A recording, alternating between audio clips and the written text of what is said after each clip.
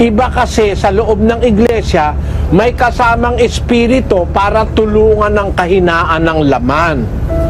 Pag sa kabila nung meron ka ng kasamang espiritu, nagtataksil ka pa rin sa iyong asawa, dapat sa'yo itiwalag. Yun ang naaral sa iglesia.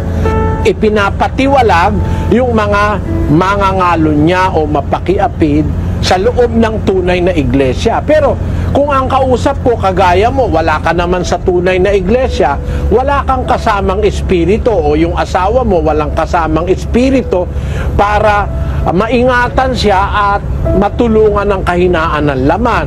Kaya halimbawa, nakapangalo niya yung asawa mo na patunayang na-involve sa ibang lalaki, maaring nadala yun ng kahinaan ng laman, wala namang katulong na espiritu, pardonable pa yun.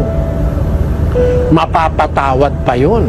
Kaya sabi ko sa'yo, nasa sa'yo. Gusto mong patawarin, mapapatawad mo. Kung gusto mo namang hiwalayan, mahihiwalayan mo. Hindi naman masama sa Diyos. Kasi nakasulat din sa Biblia yon na doon sa sinasabi ng Panginoong Jesus sa 19:9 ng Mateo. At sinasabi ko sa inyo, sino mang ihiwalay ang kanyang asawang babae, liban na kung sa pakikiapid at mag-asawa sa iba, ay nagkakasala ng pangangalo niya.